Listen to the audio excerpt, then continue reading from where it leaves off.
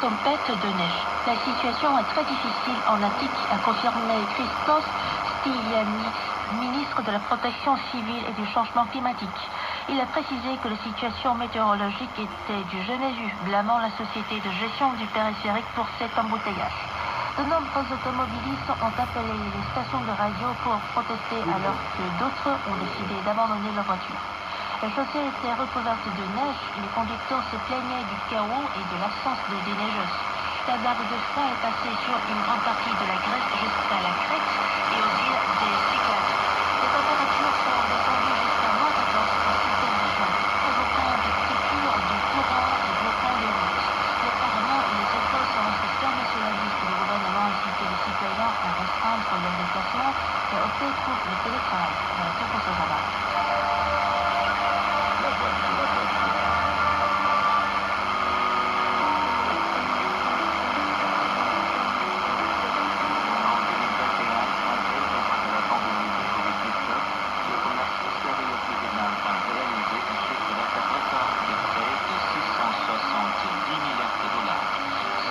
S'explique pour une part non négligeable par l'accord de partenariat transpacifique Copan et progressiste CPTPP et les autres accords de libre-échange dont le Vietnam est signataire.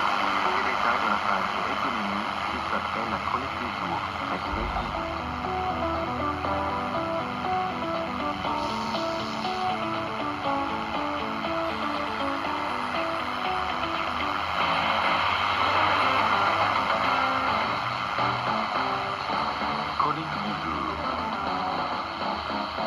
Le monde entame la troisième année de la pire pandémie de tous les temps. Tout aussi dramatiques sont les tensions géopolitiques actuelles entre les grandes puissances, le dossier nucléaire nord-coréen, la multiplication de points chauds dans le monde. Tout cela constitue des obstacles majeurs à surmonter afin de construire un monde meilleur en 2022. Pour le secrétaire général des Nations Unies, Antonio Guterres, a averti le 21 janvier que le monde était au bord d'une nouvelle forme de confrontation modérée qui s'avérerait pire que la guerre froide.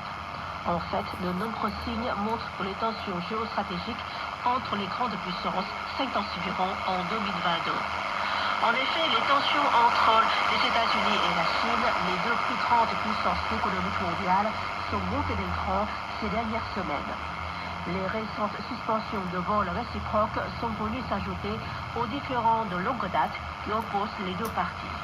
Les conflits commerciaux, aux accusations de attaques et de violations des droits de l'homme, en passant par les dossiers épineux de Taïwan et de la mer orientale, rien ne semble plus aller entre Washington et Pékin.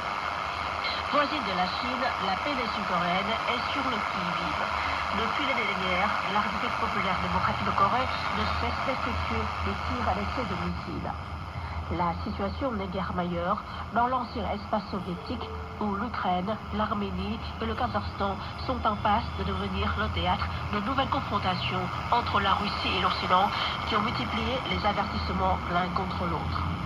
En Afrique, alors qu'une série de points chauds tels que le Mali, le Yémen, la Libye, le Soudan du Sud n'ont pas montré de signes de refroidissement, l'armée du Burkina Faso a annoncé lundi 24 janvier avoir renversé le président Roch Kaboré, suspendu la Constitution et dissous le gouvernement et l'Assemblée nationale. Dans ce contexte, la pandémie de Covid-19, qui entre dans sa troisième année, n'a montré aucun signe indiquant qu'elle se terminera bientôt. Le directeur général de l'Organisation mondiale de la santé a averti le 24 janvier qu'il est dangereux de supposer que le variant très contagieux Omicron sera le dernier variant ou de parler de fin de partie, car les conditions sont idéales actuellement dans le monde pour que d'autres variants émergent. Face à ces défis, le monde devra redoubler d'efforts en 2022 pour créer un environnement pacifique et propice au redressement économique. Le dialogue et la coopération restent les moyens essentiels pour gérer les crises actuelles.